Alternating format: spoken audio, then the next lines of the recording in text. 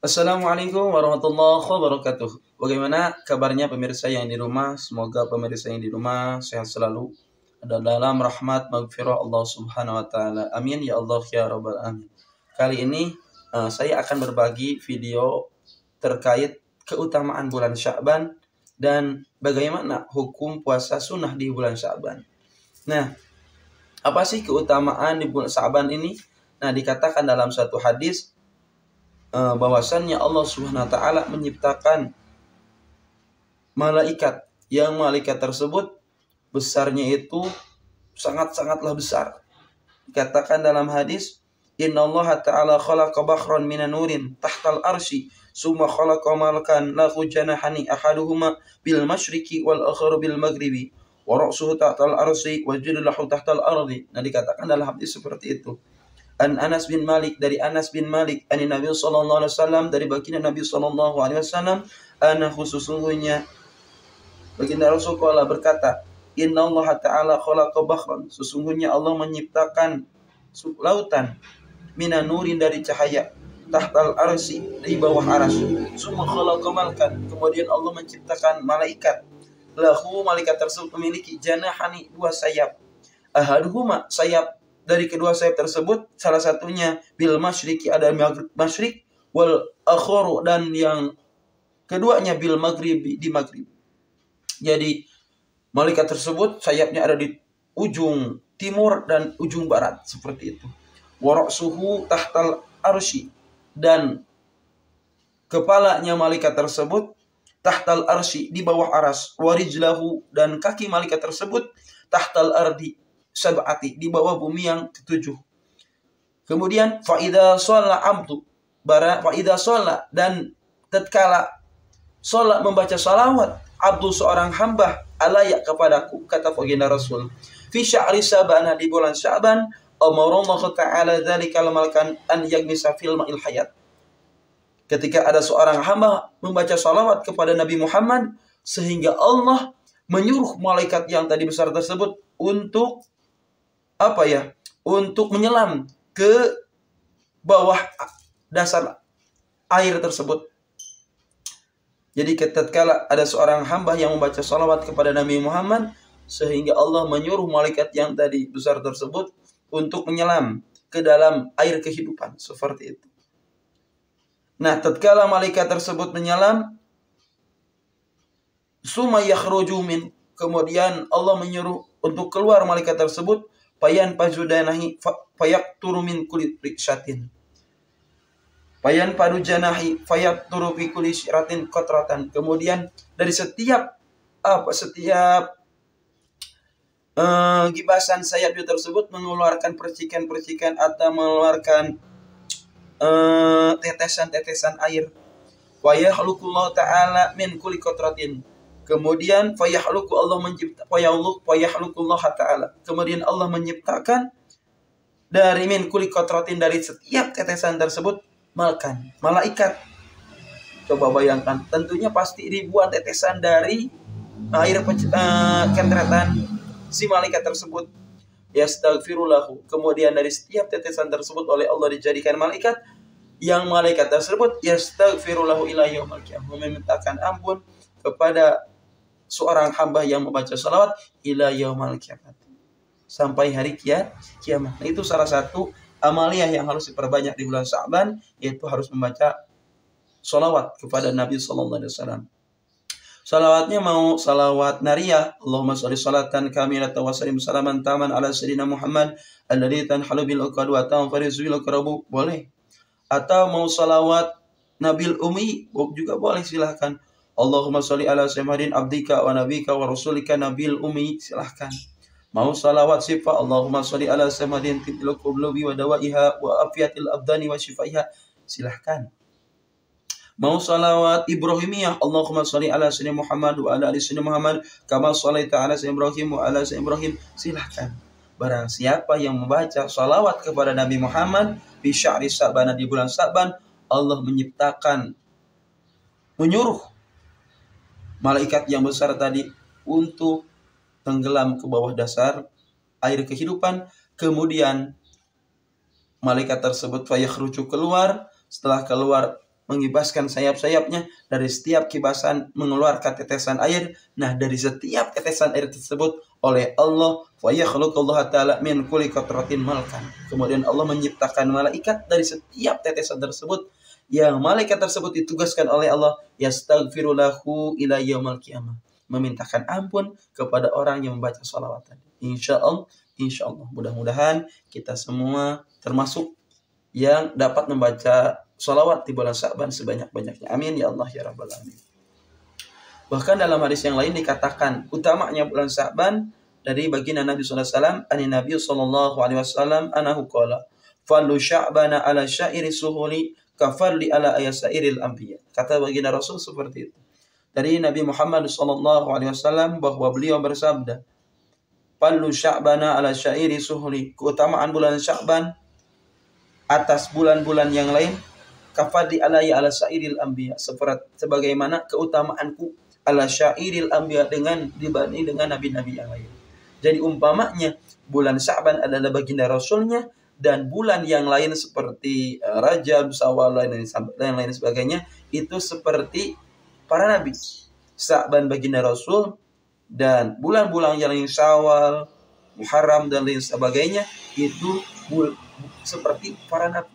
Nah itu umpamanya. Otomatis utama Nabi Muhammad dibanding dengan nabi-nabi yang lain. Dibanding Nabi Nuh, Nabi Musa, Nabi Isa dan sebagainya. Yang paling unggul adalah Nabi Muhammad SAW. Nah bulan Sya'ban ini diumpamakan oleh baginda Rasul seperti baginda Rasulnya bulan Sya'ban, dan bulan-bulan yang lain seperti para nabi. Kafalli ala ayasairil anbiya.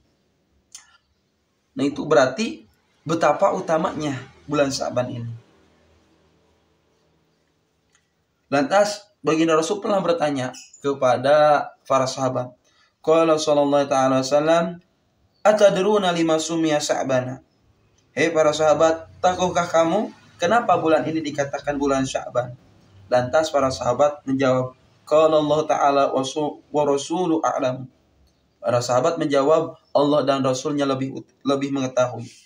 Kata baginda Rasul, qala li'annahu yatasa'abu fi khairan katsiran. Dikatakan bulan ini bulan Sya'ban karena pada bulan ini satu kebaikan akan dilipat gandakan oleh Allah Subhanahu wa taala. Alhasil teman-teman semuanya, pemirsa yang dari rumah, perbanyaklah beramal di bulan Sya'ban, di antaranya seperti sedekah, kemudian membaca sholawat dan lain sebagainya. Bahkan dikatakan dalam suatu hadis yang lain, wa an Yahya bin Mu'ad annahu qala inna Sya'bana khamsatan akhrufin yu'ta bi kulli harfin atiyatan lil mu'minin bil shin syarfu syafa'ah. Dikatakan dalam suatu riwayat yang lain dari Yahya bin Mu'ad, dari Yahya bin Mu'ad annahu qala inna Sya'bana khamsatan akhrufin. Sesungguhnya bulan Sya'ban itu memiliki 5 huruf. Coba, yu'ta bi kulli harfin atiyatan lil mu'minin. Yang di setiap hurufnya kaum mukminin akan diberi anugerah oleh Allah Subhanahu wa taala. Bisyin syarfu wa syafa'atu. Sya'ban, syin, huruf dengan huruf sin, syarafu wa syafa'ah. Oleh Allah akan diberikan syaraf, kehormatan, wa syafa'ati dan syafaat atau pertolongan. Wabil aini, dan dengan huruf ainnya Sya'ban, huruf ainnya ijat wal karamatu. Oleh Allah akan diberi keperkasaan dan karomah atau kemuliaan seperti itu. Wal bilba, dan dengan huruf ba-nya birru, oleh Allah diberikan kebaikan. Wabil alifi, dengan huruf alifnya oleh Allah al-fatu, diberikan kelemah lembutan. Sya'ban, nunnya wabinuni, dengan nunnya nur, akan diberi cahaya oleh Allah SWT. Itu betapa utamanya bulan Sya'ban seperti itu. Kemudian dalam hadis yang lain dianjurkan dalam bulan Sya'ban ini untuk banyak-banyak puasa sunnah. Sebagaimana baginda Rasulullah SAW meriwayatkan ru'ya ani Nabi SAW anahu qala man shoma salasata ayyamin min awali Sya'bana wa salasata min awsatihi salasatu min akhiri kataballahu ta'ala thawabas sab'ina nabiyyan. Kata baginda Rasul, Diriwayatkan dari baginda Nabi sallallahu alaihi wasallam bahwa beliau bersabda, barang siapa yang berpuasa 3 hari pada bulan Sya'ban dan 3 hari pada pertengahannya dan 3 hari pada akhir bulan Sya'ban, maka Allah akan menuliskan baginya pahala dari 70 orang nabi.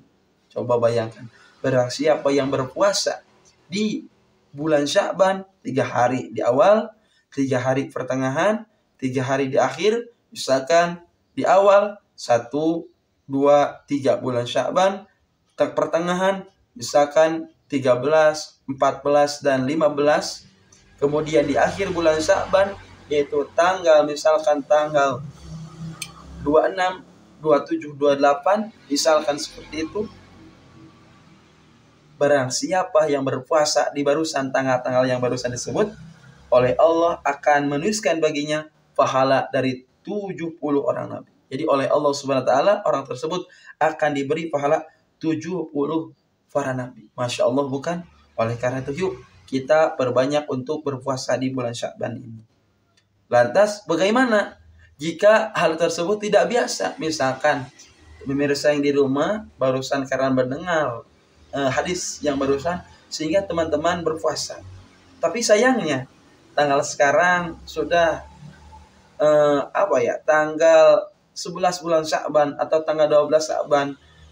Lantas bagaimana jika seseorang berpuasa sunat tidak biasa ini? Orang tersebut tidak biasanya puasa sunat karena mendengar hadis yang barusan sehingga tergiur pahala puasa sunat. Kemudian orang tersebut berpuasa di pertengahan bulan Sya'ban, misalkan tanggal 16, 17 dan lain sebagainya. Bagaimana hukumnya jika seseorang berpuasa di pertengahan Sya'ban 16, 17? Nah, jika orang tersebut tidak terbiasa, maka dihukumi makruh. Seperti itu. Sebagaimana dikatakan dalam satu hadis dalam kitab Durratun Nasihin, la taqaddama, kata baginda Rasul ya, ini bukan kata saya, tapi kata baginda Rasulullah SAW dalam kitab Riyadhus Shalihin karya Imam An-Nawawi. Dari Abu Khairah, la taqaddamana ahadukum ramadana bi shaumi yaumi aw yaumaini illa ayyakuna rajulun kana yasumu shaumahu falyasum dzalikal yaum. La taqaddamanna ahadukum, janganlah seorang di antara kalian mendahului Ramadan, puasa Ramadan, bi shaumi yaumi aw yaumaini, dengan berpuasa 1 atau 2 hari di tanggal 27 atau 28 bulan Sya'ban.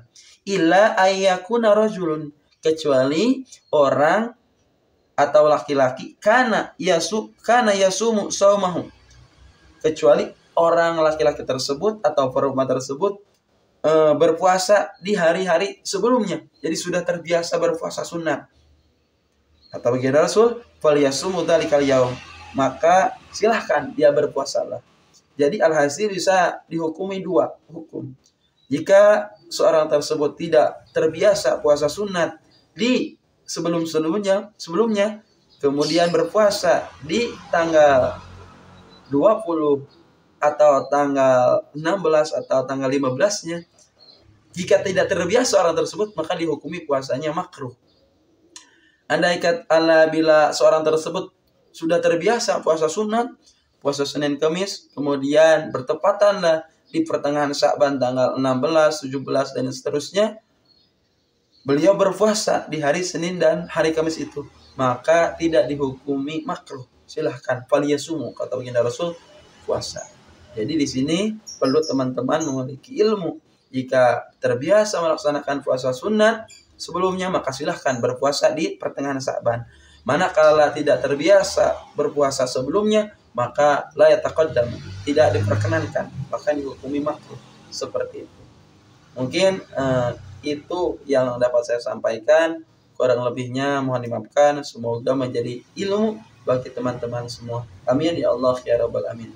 Jangan lupa ya kawan-kawan, teman-teman semuanya, jangan lupa like, comment, and subscribe. Hatur nuhun. Akhirul kalam, Allahumma fiq illa qadrik. Wassalamualaikum warahmatullahi wabarakatuh.